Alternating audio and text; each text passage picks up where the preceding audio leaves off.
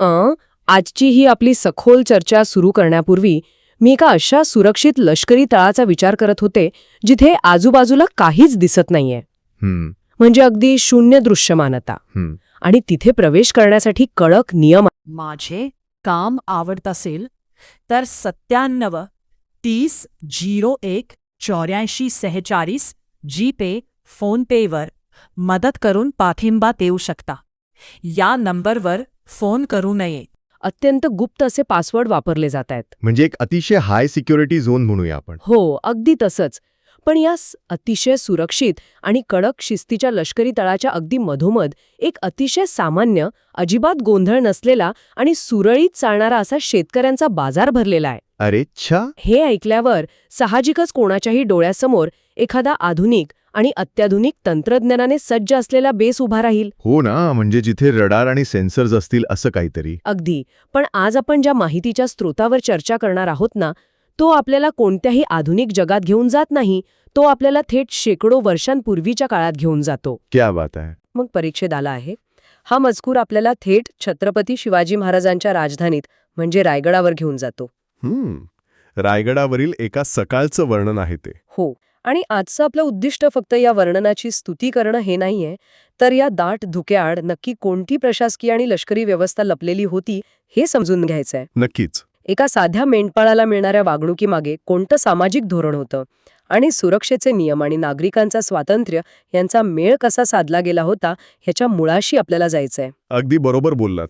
हा स्रोत वाचताना वरवर पाहता हे केवळ एका निसर्गरम्य आणि गूढ सकाळचं वर्णन वाटू शकतं. पण आपण जेव्हा या मजकुराचं सखोल विश्लेषण करतो ना, तेव्हा लक्षात येतं की हा परिच्छेद म्हणजे तत्कालीन राज्यशास्त्र, लष्करी धोरण आणि समाजशास्त्राचा एक उत्तम दस्तावेज आहे. म्हणजे एका जिवंत व्यवस्थेचा नकाशाच आहे तो. अगदी तसंच. एक जिवंत आणि श्वास घेणारी व्यवस्था कशी काम करत होती हे यात स्पष्ट दिसतं. म्हणूनच आपण थेट त्या वातावरणापासून सुरुवात करूया. कथेच्या सुरुवातीलाच एक अत्यंत प्रभावी चित्र उभं केलंय. हो, ते धुक्याचं वर्णन. हो. स्रोतात अत्यंत स्पष्टपणे नोंदवलंय की सूर्यकिरणं रायगडाला स्पर्श करू शकत नव्हती. हाताच्या अंतरावरील दृश्य दिसणंही मुश्किल व्हावं इतकं दाट धुकं गडावर पसरलं होतं. Zero visibility. आता इथे मला एक गोष्ट समजून घ्यायची आहे. आजच्या आधुनिक जगात जिथे आपल्याकडे रडार आहेत, अत्याधुनिक सेन्सर्स आहेत, तिथे थोडं धुकं वाढलं की विमानांची उड्डाणं थांबतात. हो, महामार्गांवर वाहतूक ठप्प होते.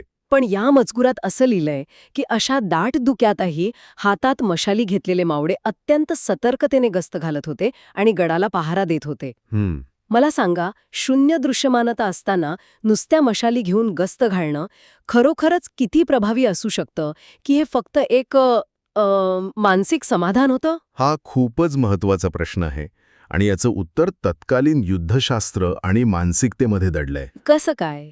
हे बघा, धुक्याच्या वेळी मशाली घेऊन गस्त घालणं हे केवळ अंधार दूर करण्यासाठी किंवा स्वतःला रस्ता दिसण्यासाठी नव्हतं. अच्छा.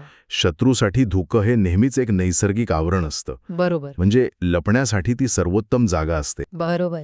आणि जेव्हा निसर्ग आपलं काम थांबवतो ना, तेव्हा पहारेकऱ्यांनी आळसावणं ही मानवी प्रवृत्ती आहे. बरोबर. पण इथे मशालींचा वापर हा एका काय म्हणतात त्याला सायकोलॉजिकल वॉरफेअरचा भाग होता. म्हणजे मानसिक युद्धाचा भाग. अगदी. मशालींचा तो अंधुक प्रकाश आणि गस्तीवर असलेल्या सैनिकांची चाहूल हा शत्रूला दिलेला एक स्पष्ट संदेश होता की आम्ही जागे आहोत आणि आमची सुरक्षा अभेद्य आहे. अरे वा. म्हणजे तुम्ही असं म्हणताय की तो प्रकाश पाहण्यासाठी नव्हता, तर आपली उपस्थिती दाखवून देण्यासाठी होता. अगदी तंतोतंत. याला आपण आजच्या भाषेत डिटरन्स किंवा प्रतिबंधात्मक उपाय म्हणू शकतो. तत्कालीन प्रशासनाचं धोरण अतिशय स्पष्ट होतं. निसर्गाचं कितीही मोठं आव्हान असलं तरी कर्तव्यात कोणतीही तडजोड केली जाणार नाही. कोणतीही आधुनिक यंत्रणा नसताना हे सैनिक मानवी रडार म्हणून काम करत होते. मानवी रडार. खूपच चपखल शब्द वापरलात. कारण त्यांची गस्त घालण्याची पद्धत, त्यांच्या वेळा आणि त्यांचा एकमेकांशी असलेला संपर्क हा अत्यंत शिस्तबद्ध होता. एका पहारेकऱ्याकडून दुसऱ्याकडे संदेश जाण्याची एक अखंड साखळी तिथे कार्यरत होती. त्यामुळे धुकं कितीही दाट असलं तरी गडाची सुरक्षा यंत्रणा एका घड्याळाच्या काट्यासारखी अचूक काम करत होती. हे खरोखरच थक्क करणार आहे. पण इथेच मला एक मोठा विरोधाभास जाणवतो. कोणता विरोधाभास? एकीकडे आपण पाहतोय की सुरक्षेच्या बाबतीत कोणतीही तडजोड नाहीये. गडावर अक्षरशः लष्करी छावणीसारखं कडक वातावरण आहे. हो, अगदी बरोबर. पण त्याच वेळी या मजकुरात एक दुसरा प्रसंग येतो. एक हशम म्हणजे तत्कालीन सैनिक सरकारी अतिथीगृहात जातो आणि तिथे थांबलेल्या सखारामला तयार राहण्यास सांगतो.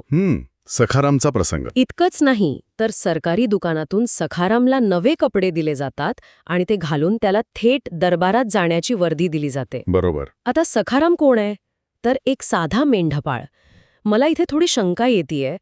एखाद्या साध्या मेंढपाळाला राजधानीत सरकारी अतिथी म्हणून ठेवून घेणं आणि राज्याच्या खर्चाने त्याला नवे कपडे देणं हे वाचायला खूप छान वाटतं. पण हे खरोखरच शक्य होतं का? की हा फक्त एक राजकीय देखावा, एक प्रकारचा प्रोपोगेंडा होता? तुमचा हा संशय येणं अत्यंत स्वाभाविक आहे. कारण आपण आजवर जो इतिहास पाहिला आहे तो बहुतांश सरंजामशाहीचा किंवा हुकुमशाहीचा आहे. हो ना.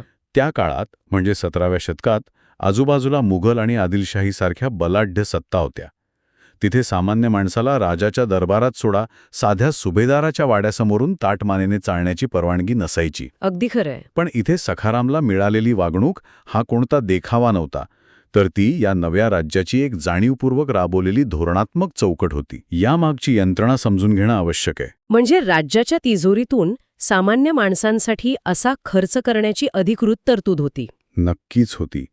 तत्कालीन न्यायव्यवस्थेची आणि प्रशासनाची कागदपत्र पाहिल्यास हे स्पष्ट होतं. सखाराम हा रयतेचा प्रतिनिधी होता. अच्छा. जेव्हा राज्यकर्त्यांना हे ठाऊक असतं की आपली सत्ता कोणत्याही दैवी अधिकारावर म्हणजे डिवाइन राईटवर उभी नसून ती तळागाळातील लोकांच्या पाठिंब्यावर आणि त्यांच्या रक्तावर उभी आहे, तेव्हा त्या सामान्य माणसाला अतिथीचा सन्मान देणं हे प्रशासनाचं कर्तव्यच बनतं. सरकारी दुकानातून कपडे देणं ही एक प्रशासकीय प्रक्रिया होती. म्हणजे अर्थव्यवस्थेत तशी तरतूदच होती. अगदी. याचा अर्थ असा की राज्याच्या अर्थव्यवस्थेत रयतेच्या सन्मानासाठी निधी उपलब्ध होता. हा केवळ एक भावनिक सत्कार नव्हता. मग तो काय होता? तुम्ही या राज्याचे खरे मालक आहात हे सामान्य माणसाच्या मनावर बिंबवण्याचा तो एक अत्यंत व्यावहारिक आणि राजकीय मार्ग होता. हा मुद्दा खरोखरच विचार करायला लावणार आहे. सत्तेचा केंद्रबिंदू हा सामान्य माणूस होता हे नुसतं कागदावर नाही तर प्रत्यक्ष कृतीत उतरवलं जात होतं. हो. पण आता आपण सखारामच्या प्रवासात थोडं पुढे जाऊया. सखाराम आणि त्याचे साथीदार नवे कपडे घालून अतिथीगृहातून बाहेर पडतात. त्यांना जगदीश्वर महादेवाच्या दर्शनाला जायचं असतं. ते समोर उभ्या असलेल्या एका पहारेकऱ्याला मंदिराचा रस्ता विचारतात. बरोबर. तो सैनिक त्यांना अत्यंत सौजन्याने रस्ता समजावून सांगतो, सरळ समोर जावा. होळीचा माळ आणि बाजारपेठ ओलांडली की जगदीश्वर मंदिर दिसेल. पण त्याच वाक्यात तो एक अतिशय महत्वाची अट घालतो. कोणी अडवलं तर परवलीचा शब्द सांगा. हे ऐकून मला आश्चर्य वाटलं. का बरं? कारण एकीकडे तुम्हाला देवळात जाण्याचं पूर्ण स्वातंत्र्य आहे, पण दुसरीकडे लष्करी शिस्त तसूभरही ढळलेली नाही. देवळात जाण्यासाठीही पासवर्ड. हेच तर एका परिपक्व आणि सुरक्षित राज्याचं खरं लक्षण आहे. नागरिक आणि प्रशासन यांच्यातील हे संतुलन अत्यंत दुर्मिळ असतं. परवलीचा शब्द ही संकल्पना गुप्तता आणि सुरक्षेची सर्वोच्च पातळी दर्शवते. तो सैनिक सखारामशी उद्धटपणे बोलत नाहीये, तो त्याला रस्ता दाखवतोय. म्हणजे तो सिटिझन फ्रेंडली आहे. अगदी. पण त्याचवेळी तो नियमांची काटेकोर अंमलबजावणी करत आहे. सखाराम जरी राज्याचा अतिथी असला तरी गडावरील सुरक्षेचे नियम सर्वांसाठी समान आहेत. म्हणजे तुम्ही पाहुणे आहात म्हणून कुठेही मुक्तपणे फिरा असा प्रकार तिथे चालत नव्हता. अजिबात नाही. कोणत्याही गडाची सुरक्षा ही कंपार्टमेंटलायझेशन म्हणजे विभागणीच्या तत्वावर चालते. निवासी भाग वेगळा, लष्करी भाग वेगळा. हो, आणि धार्मिक भाग वेगळा. तुम्ही एका भागातून दुसऱ्या भागात जाताना तुमची ओळख पटवणं आवश्यकच असतं. आणि दररोज बदलणारा परवलीचा शब्द ही यंत्रणा राबवणं ही अत्यंत क्लिष्ट प्रशासकीय प्रक्रिया असते. हजारो सैनिकांपर्यंत तो शब्द वेळेवर पोचवणं हे गडावरील संवाद यंत्रणेचं यश दर्शवतं. खरोखरच कौतुकास्पद आहे हे. देवदर्शन हा व्यक्तीच्या आस्थेचा भाग आहे, त्याला पूर्ण स्वातंत्र्य आहे. पण राजधानीची सुरक्षा ही संपूर्ण राज्याच्या अस्तित्वाची गरज आहे. आणि त्या सैनिकाचं ते एक वाक्य या दोन्ही तत्वांचा अत्यंत उत्तम समतोल दाखवतं. अगदी बरोबर. हे ऐकल्यावर तत्कालीन प्रशासकीय रचनेबद्दलचा आदर नक्कीच वाढतो. पण या प्रवासात पुढे एक अत्यंत रंजक वळण येतं. सखारामच्या मनातील तो गोंधळ. हो, तेच. रस्त्यावरून चालताना सखारामच्या मनात एक मोठं वैचारिक वादळ सुरू होतं. या स्रोतात जे वर्णन आहे ते तत्कालीन समाजाच्या मानसिकतेवर खूप मोठा प्रकाश टाकतो. नक्कीच. सखारामच्या मनात प्रश्न निर्माण झाला आहे, तो नक्की कोणत्या महादेवाचं दर्शन घेणार आहे? ज्या महादेवाच्या आशीर्वादाने शिवरायांनी साध्या माणसांना हाताशी धरून दिल्लीची सत्ता हादरवली आणि भगव्या झेंड्याचा धाक निर्माण करून रायगडावर स्वतःचं सिंहासन निर्माण केलं, त्या पाषाणातील महादेवाचं, की ज्याच्या अस्तित्वाने आज संपूर्ण हिंदुस्थानातील 12ही ज्योतिर्लिंग, मंदिरांचे कळस, अंगणातील तुळस आणि कपाळावरील टिळे सुरक्षित राहिले आहेत, त्या राजश्री शिवाजीराजे भोसले नावाच्या महादेवाचं. क्या बात आहे. लेखकाने या परिच्छेदात थेट शिवाजी महाराजांनाच हिंदुस्थानाचा जगदीश्वर महादेव म्हटलंय. आता कोणत्याही राजकीय किंवा भावनिक विचारधारेत न अडकता मला या गोष्टीचं समाजशास्त्रीय विश्लेषण समजून घ्यायचंय. अगदी तटस्थपणे पाहूया आपण याकडे. हो, एक सामान्य माणूस आपल्या राजाला थेट देवाच्या स्थानी का बसवतो? यावर अत्यंत वस्तुनिष्ठपणे विचार करणं आवश्यक आहे. जेव्हा आपण इतिहासाचा अभ्यास करतो तेव्हा आपल्याला जगभरात डिवाइन राईट ऑफ किंग्स ही संकल्पना पाहायला मिळते. म्हणजे मला देवाने तुमच्यावर राज्य करण्यासाठी पाठवलं आहे असा दावा? अगदी तेच. युरोपमध्ये आणि मध्ययुगीन आशियात हेच चित्र होतं. राजे स्वतःला देवाचा अंश मानत. पण इथे या वर्णनात प्रक्रिया पूर्णपणे उलटी आहे. उलटी आहे म्हणजे कशी? राजा स्वतःला देव म्हणत नाहीये, तर सामान्य जनता त्या नेत्याला देवत्व बहाल करत आहे. आणि का करत आहे? का? कारण तो नेता त्यांचं केवळ भौगोलिक रक्षण करत नाहीये, तर तो त्यांचं सांस्कृतिक अस्तित्व, त्यांच्या जगण्याची पद्धत आणि त्यांचा स्वाभिमान जिवंत ठेवत आहे. अच्छा, म्हणजे हे देवत्व लादलेलं नाही तर ते कमावलेले असं तुम्हाला म्हणायचंय का? नक्कीच. या स्रोतात दिल्ली हादरून सोडली किंवा 12 ज्योतिर्लिंग टिकून राहिली हे जे संदर्भ आले आहेत ते कोणत्याही एका धर्माच्या श्रेष्ठत्वाचं प्रतीक म्हणून आलेले नाहीयेत. मग ते कशाचं प्रतीक आहे? ते सखारामसारख्या एका सामान्य माणसाच्या सुरक्षिततेच्या जाणीवेचं प्रतीक आहेत.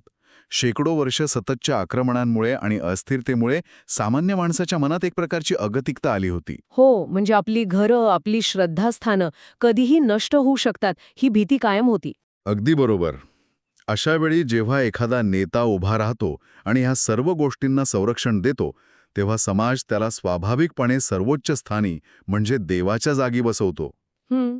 सखारामच्या मनातील हे द्वंद्व याच कृतज्ञतेचं आणि समाजशास्त्रीय बदलाचं अत्यंत सुंदर साहित्यिक रूप आहे. हे स्पष्टीकरण खूपच सखोल आहे, कारण सखारामसाठी राजा हा केवळ कर गोळा करणारा किंवा कायदे बनवणारा प्रशासक उरलेला नाही. तो त्याच्या जगण्याच्या अधिकाराचा रक्षक बनला आहे. हो, पण या अत्यंत भावनिक आणि तात्विक विचारांमधून जेव्हा आपण पुन्हा एकदा रायगडावरील भौतिक वास्तवाकडे परततो तेव्हा आपल्याला आणखी एक वेगळंच चित्र पाहायला मिळतं. तो बाजाराचा प्रसंग. हो, आणि वैयक्तिकरित्या मला हा भाग सर्वात जास्त अचंबित करणारा वाटला. असं का? स्रोतात पुढे लिहिलंय की डोळ्यांत आलेलं पाणी पुसत सखाराम होळीच्या माळावर येतो. तिथे अनेक कुणबी म्हणजे शेतकरी आपापली मंडई लावण्यात व्यस्त आहेत. धुक्यामुळे माणसं स्पष्ट दिसत नसली तरी त्यांचं अस्तित्व जाणवत होतं. पेठ ओलांडताना डावीकडून वाऱ्याचा एक मोठा झोत आल्याचं वर्णन तिथे आहे. बरोबर. मला या बाजाराची आणि या संपूर्ण दृश्याची तुलना एका अत्यंत अचूक चालणाऱ्या यंत्रणेशी करावीशी वाटते. म्हणजे एक वेल ऑइल्ड मशीन. अगदी. एकीकडे आपण पाहतोय की अतिशय कडक सुरक्षा आहे, परवलीचे शब्द विचारले जात आहेत. राजाच्या दरबारात राज्याची अत्यंत महत्वाची आणि गुप्त कामं सुरू आहेत. आणि त्याचवेळी त्याच गडावर शेतकरी आणि व्यापारी यांचं अर्थचक्रही अत्यंत शिस्तीत सुरू आहे. हे सगळं एकाच ठिकाणी आणि एकाच वेळी कसं शक्य होतं? या प्रश्नाचं उत्तर त्या परिच्छेदातील शिस्तबद्ध गर्दी या 2 शब्दांत दडलंय. शिस्तबद्ध गर्दी. हो, गर्दी आणि शिस्त या 2 गोष्टी सहसा एकाच ठिकाणी पाहायला मिळत नाहीत, पण इथे त्या आहेत. आपण जर या बाजाराच्या अर्थकारणाचा विचार केला तर रायगड हा समुद्र सपाटीपासून हजारो फूट उंचीवर असलेला किल्ला आहे. हो. तिथे दररोज ताज्या भाज्या, धान्य आणि इतर आवश्यक वस्तूंचा पुरवठा होणं ही एक प्रचंड मोठी लॉजिस्टिक म्हणजेच पुरवठा साखळीची कसरत असते. हो ना, कारण तिथे आधुनिक दळणवळणाची साधनं नव्हती. तो सगळा माल खालून वर आणणं हेच मुळात एक मोठं काम आहे. आणि तेही अशा दाट धुक्यात. विचार करा, जेव्हा दृश्यमानता शून्य आहे अशा परिस्थितीतही शेतकरी आपली दुकानं लावून बसले आहेत. याचा अर्थ काय? याचा अर्थ असा की तिथे कायद्याचा आणि सुव्यवस्थेचा एवढा प्रचंड वचक होता की धुक्याचा फायदा घेऊन चोरी होईल, लुटालूट होईल किंवा गोंधळ उडेल अशी कोणतीही भीती त्या कुणब्यांच्या मनात नव्हती. अरेच्या, हा विचार मी केलाच नव्हता. व्यापारासाठी आणि अर्थव्यवस्थेच्या वाढीसाठी सर्वात महत्त्वाची गोष्ट कोणती असते तर सुरक्षितेची हमी. बरोबर. एक महान राजधानी केवळ तिच्या भव्य तटबंदीवर किंवा शस्त्रास्त्रांवर उभी नसते. ती राजधानी तिथे राहणाऱ्या सामान्य माणसांच्या दैनंदिन जीवनातील शिस्तीवर आणि सुरळीत चालणाऱ्या अर्थव्यवस्थेवर अवलंबून असते. धुक्यात जाणवणारी माणसांची चाहूल आणि सुरू असलेला बाजार हे त्या स्वराज्यातील आर्थिक स्थिरतेचं आणि चैतन्याचं अत्यंत जिवंत प्रतीक आहे. क्या बात है. मग या सगळ्याचा नक्की अर्थ काय घ्यायचा? आपण आजच्या या अत्यंत विस्तृत चर्चेतून काय मिळवलं? खूप काही. आज आपण एक ऐतिहासिक कादंबरीतील केवळ एका छोट्याशा परिच्छेदाचं विश्लेषण केलं, पण त्यातून आपल्याला संपूर्ण राज्यव्यवस्थेचं दर्शन घडलं. अगदी बरोबर. सुरुवातीला आपण पाहिलं की निसर्गाची कितीही मोठी आव्हानं असली तरी लष्करी शिस्त आणि गस्तीवर त्याचा परिणाम होत नाही. प्रकाश नसला तरी मशालींचा वापर करून मानसिक दबदबा कसा टिकवायचा हे आपण समजून घेतलं. आणि त्या अत्यंत कडक लष्करी वातावरणातही एका सामान्य मेंढपाळाला जो अतिथीचा सन्मान मिळाला त्यातून आपण हे शिकलो की तत्कालीन राज्यव्यवस्था ही केवळ सत्तेवर नाही तर सामान्य माणसाप्रती असलेल्या कृतज्ञतेवर आधारलेली होती. हो, आणि समतेवरही आधारलेली होती. परवलीचा शब्द आपल्याला हे शिकवतो की नागरी स्वातंत्र्य आणि राज्याची सुरक्षा यांची सांगड कशी घालायची. पण सखारामच्या मनातील त्या भावनिक द्वंद्वाचं समाजशास्त्रीय विश्लेषण केलं. लोक एखाद्या नेत्याला देवत्व का बहाल करतात हे आपण पाहिलं. जेव्हा एखादी सत्ता लोकांचं केवळ संरक्षण करत नाही तर त्यांची संस्कृती जिवंत ठेवते, तेव्हा ती सत्ता आपोआप लोकांच्या हृदयावर राज्य करू लागते. बरोबर बोललात. आणि शेवटी आपण पाहिला तो रायगडावरील बाजार, जिथे दाट धुक्यातही राज्याचं अर्थचक्र अत्यंत सुरक्षितपणे आणि शिस्तीत फिरत होतं. एक परिपूर्ण परिसंस्था, एक उत्तम इकोसिस्टम तिथे कार्यरत होती. नक्कीच. या सखोल विश्लेषणातून आपण एका वास्तूचा नाही तर एका प्रगल्भ विचारधारेचा अभ्यास केला आहे. लष्करी ताकद, आर्थिक शिस्त आणि रय्यतेचा सन्मान या तिन्ही गोष्टी जेव्हा एकत्र येतात तेव्हाच खऱ्या अर्थाने रयतेचं राज्य निर्माण होतं हे या मजकुराने सिद्ध केलं आहे. अगदी 100% खरं आहे. एका धुक्याने वेढलेल्या सकाळच्या वर्णनातून आपण राज्यशास्त्राचे किती मोठे धडे गिरवरेत हे खरोखरच अद्भुत आहे. हो ना. जाता जाता यावर विचार करणाऱ्या प्रत्येकासाठी एक प्रश्न सोडून द्यावासा वाटतो. कोणता? आज आपण पाहिलं की एका सामान्य मेंढपाळाच्या मनात त्याचा राजा हाच साक्षात महादेव बनला होता. जेव्हा एखादा नेता केवळ सीमारेषांचं रक्षण करण्यापुरता मर्यादित न राहता लोकांच्या मनातील मूल्यांचं, त्यांच्या संस्कृतीचं आणि त्यांच्या सन्मानाने जगण्याच्या अधिकाराचं प्रत्यक्ष रक्षण करतो, तेव्हा तो नेता इतिहासाच्या पुस्तकातील पानांवरून उठून थेट लोकांचा देव्हाळ्यात कधी जाऊन बसतो हे सांगणं खरोखरच कठीण असतं. अत्यंत मार्मिक विचार आहे हा. आजच्या जगात असं नेतृत्व आणि अशी बांधिलकी आपल्याला कुठे पाहायला मिळते का यावर नक्की विचार करा. नक्कीच. आम्हाला आशा आहे की रायगडावरील दाट धुक्यातून मार्ग काढत तत्कालीन समाजव्यवस्था आणि प्रशासनाचं हे सखोल विश्लेषण एक नवीन आणि स्पष्ट दृष्टिकोन देऊन गेलं असेल. हो, असा विश्वास वाटतो. पुन्हा भेटूया अशाच एका नव्या, रंजक आणि विचार करायला लावणाऱ्या सखोल चर्चेसोबत. तोपर्यंत विचार करत रहा आणि नवनवीन गोष्टी शिकत रहा. माझे काम आवडत असेल तर 97 30 01 84 46 जीपे, फोनपेवर मदत करून पाठिंबा देऊ शकता. या नंबरवर फोन करू नये.